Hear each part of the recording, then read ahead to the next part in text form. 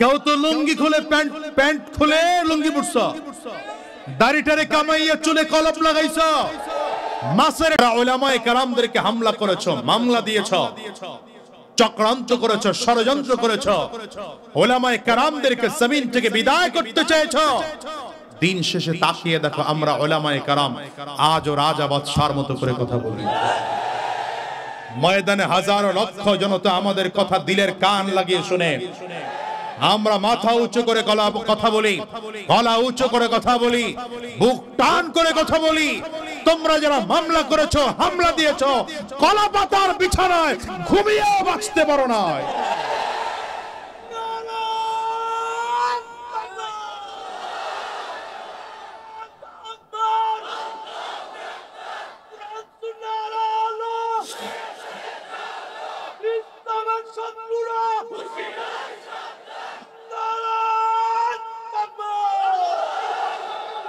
কেউ তো লুঙ্গি খুলে প্যান্ট খুলে লুঙ্গি পরছ, দাড়িটারে কামাইয়া চুলে কলপ লাগাইছ, মাছের টলারে উঠছ, বাঁচতে পারো নাই।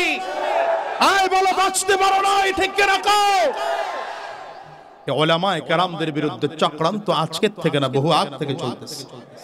কথা বলো। বর্তমান যুগে যা হচ্ছে আমার কাছে মনে হয় সব ওই এক সুতোয় গাঁথা। গতকাল আমার স্নেহাস্পদ, আমার কলিজার টুকরা, বাংলাদেশের সঙ্গীত জগতের অন্যতম ব্যক্তিত্ব মুফতি সাঈদ আহমদকে অপহরণ করা হয়েছে। একই সূত্রে গাথা। কথা বলো না কেন? এরাও আলেম বিদ্বেষী, এরাও ইসলাম বিদ্বেষী, এরাও কোরআন বিদ্বেষী। কথা কও। আবার আজকের তাহাজ্জুদের সময় যারা টঙ্গের ইজতেমায় উলামায়ে কেরামদের প্রতি হামলা করেছ, একই সূত্রে গাথা, ঠিক কিনা বলো? তবে হ্যাঁ, মুসলমানদের রক্ত কিন্তু এত সহজ নয়। মনে রাখবে, মুসলমানদের রক্ত এত সহজ নয়। উহুদে মুসলমানদের রক্ত ঝরানো হয়েছে, উহুদ মুসলমানদের কবজায় চলে আসছে। বদরে মুসলমানদের রক্ত ঝরানো হয়েছে, বদর মুসলমানদের কবজায় চলে আসছে। খন্দকে মুসলমানদের রক্ত ঝরানো হয়েছে, খন্দক মুসলমানদের কবজায় চলে আসছে। হুনাইনে মুসলমানদের রক্ত ঝরানো হয়েছে, হুনাইন মুসলমানদের কবজায় চলে আসছে।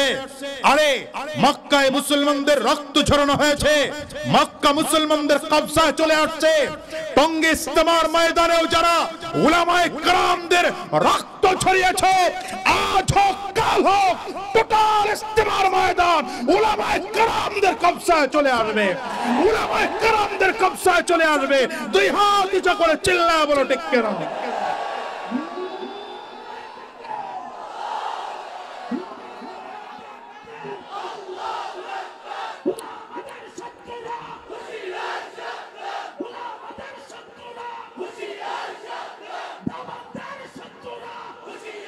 শোনো শোনো, আলেমদের রক্ত হজম করা তো সহজ নয়, মুসলমানদের রক্ত হজম করা তো সহজ নয়। আবু সাঈদের রক্ত হজম করতে পারো নাই, কথা বলো না? মুগ্ধের রক্ত তোমরা হজম করতে পারো নাই। এই দেশে ভারতের দালালেরা, ইংরেজদের দালাল যদি মনে করে কিছুদিন পরে রিকশাওয়ালার সুরত নিয়ে আসবে, কিছুদিন পরে এসকনের সুরত নিয়ে আসবে, আবার যদি মনে করে তাবলীগ জামাতের মধ্যে ঢুকেও আমার তাবলীগ জামাতকে প্রশ্নবিদ্ধ করবে, আমরা হতে দেব না, আমরা হতে দেব না। ঠিক কিনা বলো? এই জাতি যখনই ভুল করেছে, উলামায়ে কেরাম প্রাচীর হয়ে দাঁড়িয়েছে। সুতরাং উলামায়ে কেরাম ছিল, আছে, উলামায়ে কেরাম ছিল, আছে, থাকবে। ঠিক কিনা জোরে বলো?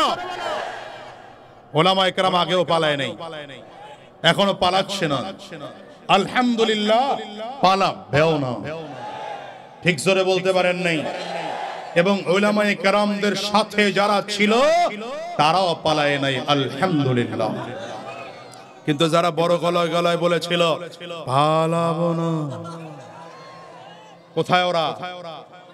এই কোথায় ওরা? ওদের বাবাও নাই, দাদাও নাই, 14 গোষ্ঠী পালিয়েছে, 14 গোষ্ঠী পালিয়েছে। ঠিক কিনা বলো? এইজন্য আলেমদের সাথে থাকবা না জালিমদের সাথে। জোরে বলে, আলেমদের সাথে থাকবা না জালিমদের সাথে, ইমানদারদের সাথে থাকবা না বেঈমানদের সাথে, কোরআন ওয়ালাদের সাথে থাকবা না কোরআন বিরোধীদের সাথে, মুসলমানদের সাথে না ইসলামের সাথে, হকের সাথে না বাতিলের সাথে।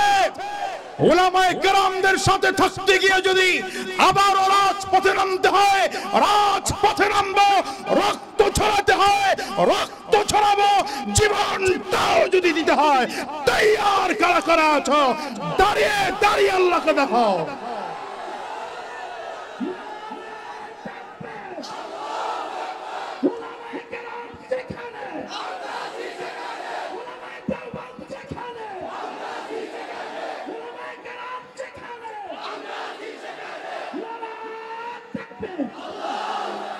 বসেন, আল্লাহ কবুল করো, বলেন আমিন। আর জোরে বলেন আমিন। আল্লাহ তাআলার কোরআন জমিনে পাঠানোর মূল উদ্দেশ্য ব্রেইন মানুষের জন্য যথেষ্ট না জান্নাতের পথে চলা। জান্নাতের পথে চলার জন্য ব্রেইন যথেষ্ট না। এজন্য আল্লাহ তাআলা কোরআন পাঠিয়েছেন।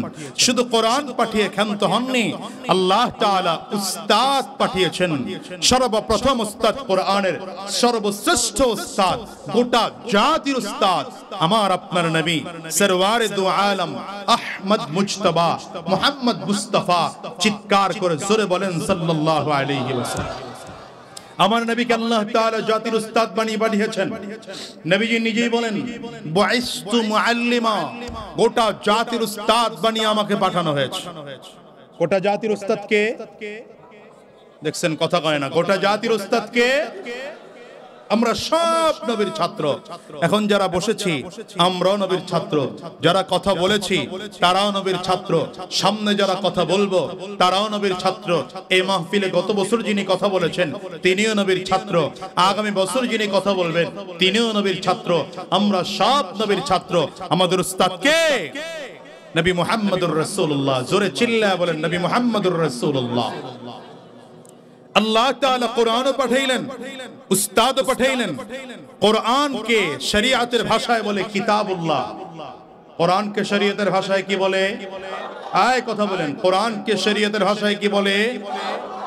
আর আল্লাহর মনোনীত ব্যক্তিবর্গ নবী থেকে আরম্ভ করে এখন পর্যন্ত যারা আছে এদেরকে শরীয়তের ভাষায় বলে রিজালুল্লাহ। একজন মানুষ দ্বীনের সঠিক রাস্তা পাইতে হলে এই কিতাবুল্লাহ রিজালুল্লাহ দুটোর সমন্বয় লাগবে। দুটোর কি লাগবে? এই জোরে কথা বলেন না, কি লাগবে? কিতাবুল্লাহ লাগবে, রিজালুল্লাহ লাগবে। আল্লাহর কোরআন নবীর সুন্নাহ লাগবে। দ্বিতীয় নম্বর আল্লাহর মনোনীত ব্যক্তিবর্গের পরামর্শও লাগবে।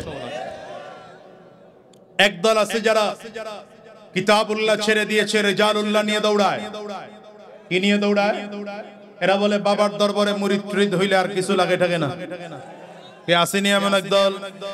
এমন পীরও বাংলাদেশে আছে যেই পীরের মুখে দাড়ি নাই, যেই পীরের মুখে দাড়ি নাই সেও নাকি বিশাল বড় পিশাব, তারও নাকি লক্ষ লক্ষ মুরিদ আছে। এ হলো একদল। এরা রিজালুল্লাহ ধরেছে, কিতাবুল্লাহর খবর নাই। হক না বাতিল? জোরে বলেন, সবাই কথা বলেন না। হক না বাতিল? আরেক দল আছে যারা রিজালুল্লাহর খবর নাই, কিতাবুল্লাহ নিয়ে পড়ে আছে। বলে আমাদের কাছে কোরআন আছে, সহিহ হাদিস আছে, আর কিচ্ছু লাগবে না। মাযহাব মানা শিরিক, হুজুর মানা শিরিক, পীর মানা শিরিক, এগুলো সব শিরিক আর বিদআত। আমরাই হকের উপরে আছি। এরা কিতাবুল্লাহ ধরেছে, রিজালুল্লাহ বাদ দিয়েছে। এরাও হক না বাতিল? হক কারা? যারা কিতাবুল্লাহ রেখেছে, রিজালুল্লাহ ধরেছে, কিতাবুল্লাহ ধরেছে, রিজালুল্লাহ ধরেছে। এই জন্যই তো সাহাবায়ে কেরাম কোরআন শিখেছেন নবীর কাছে গিয়ে। সাহাবায়ে কেরাম দামি হয়ে গেছে। আচ্ছা বলেন তো, সাহাবীরাও তো কোরআন পড়েছেন, এই একই কোরআন তো আমি আপনিও পড়ি নাকি না? কোরআন ভিন্ন। সাহাবায়ে কেরাম যে কোরআন পড়েছেন, আপনার আমার কোরআন কি একই কোরআন না ভিন্ন কোরআন? জোরে বলেন, জোরে বলেন, জোরে বলেন। একই কোরআন। সাহাবায়ে কেরামদের যুগে নবীর হাদিস যা ছিল এখনো হাদিস তাই আছে। যদি তাই থাকে তাহলে সাহাবী এত দামি হলো কেন? আমাদের দাম সাহাবায়ে কেরামদের তুলনায় এত কম হলো কেন? একটাই মাত্র কারণ, সাহাবী কোরআন শিখেছেন নবীর সুহবতে গিয়া। তাহলে সুহবতের দাম আছে না নাই? কথা বলেন, সুহবতের দাম আছে না নাই? তাহলে রিজালুল্লাহ বুঝতে হবে গোটা জাতিকে উলামায়ে কেরাম শূন্য করার চক্রান্ত চলতেছে। এজন্য যে আপনাদের বিবাড়িয়া জেলার ফখরে বাঙ্গাল মাওলানা তাজুল ইসলাম সাহেব রাহমাতুল্লাহ আলাইহির এক কথা মনে পড়ে গেল। একবার তিনি প্রোগ্রামে রওনা করেছেন, ট্রেন স্টেশনে গিয়ে দেখতেছেন, আগেকার যুগের কথা বলছি তো, এই যুগের তো এখন বহু দূর থেকেও খুব সহজে আসা সম্ভব, সেই যুগের কথা বলছি। ফখরে বাঙ্গাল মাওলানা তাজুল ইসলাম রাহমাতুল্লাহ আলাইহি ট্রেন স্টেশনে গিয়ে দেখলেন ট্রেন ছেড়ে যাচ্ছে, দৌড়ে গিয়ে একটা বগিতে উঠছেন। যে বগিতে উঠেছেন সেই বগিতে কিছু পাকিস্তানি মিলিটারিরা ছিল। হুজুরকে পায়া মোটামুটি একা যেভাবে বলা দরকার ব্যাংক করে করে কথা বলতেছে। হুজুররা সমাজটারে নষ্ট করলো, হুজুররা জাতির বাধা, হুজুররা এই সমস্যার সবথেকে বড় বড় কারণ, হুজুররা আধুনিক রাস্তার বাধা, হুজুররা সমাজ বুঝে না, হুজুররা কিছুই বুঝে না, যা বলা দরকার সব বলতেছে। অনেকক্ষণ পরে ফখরে বাঙ্গাল ডেকে বললেন, ভাই রে, আসলে হুজুররা হলো এইটা। এটা কোনটা? এই আঙ্গুলটা যদি কেউ দেখায়, যারে দেখাইছে সে যদি সুস্থ থাকে তাহলে প্রথম পিটানির ঠেলায় মাটিতে শোয়া লাইতো, ঠিক না? এইটা দেখানোর পরে তো আর্মিরা, পাকিস্তানি মিলিটারিরা আরো বেশি চিন্তা গেছে। এই মোল্লা মানুষ কোন জায়গায় কি দেখাইতে হবে তাও বুঝে না। ফখরে বাঙ্গাল বলেন, আরে আমি বললাম হুজুররা হলো এইটা। কয়টা দেখাইছে? আগের চেয়ে চেতা আরো বেশি না? একজন কই দেখলে এত চেতিস না, দেখি না মোল্লা কি বুঝাইতে চায়। এই মোল্লা কি বুঝাইতে চাও? ফখরে বাঙ্গাল বলেন, দেখো, হাত হলো 5টা আঙ্গুল দিয়ে আল্লাহ তৈরি করেছেন। যদি হাতের কোনো কারণে এই আঙ্গুলটা নাও থাকে তাইলে হাতের কাজ চালানো যায়। যদি কোনো কারণে এই আঙ্গুলটাও না থাকে হাতের কাজ চালানো যায়।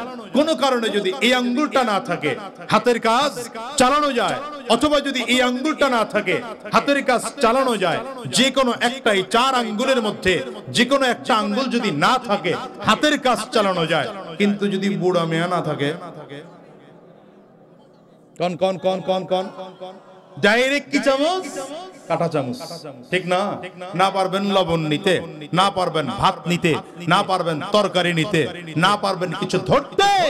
তার মানে হলো হাতের 4টা আঙ্গুলের অন্যান্য একটা আঙ্গুল না থাকলেও হাতের কাজ চালানো যায়। একটা বৃদ্ধাঙ্গুলে না থাকলে হাতের কাজ চলে না। গোটা সমাজ চালাতে হলে ডাক্তারের দরকার, ইঞ্জিনিয়ারের দরকার, অ্যাডভোকেটের দরকার, পাইলটের দরকার, ব্যারিস্টারের দরকার, সব দরকার আছে। কিন্তু সমাজের মধ্যে যদি কোনো কারণে শুধু ডাক্তার না থাকে দেশ চলবে, শুধু ইঞ্জিনিয়ার না থাকে দেশ চলবে, অ্যাডভোকেট না থাকে দেশ চলবে, পাইলট না থাকে দেশ চলবে, ব্যারিস্টার না থাকে দেশ চলবে। কিন্তু শুনে রাখো মুসলমান, উলামায়ে কেরাম যদি না থাকে, আলেম যদি না থাকে, নবীর ওয়ারিস যদি না থাকে, এদেশ চলবে না।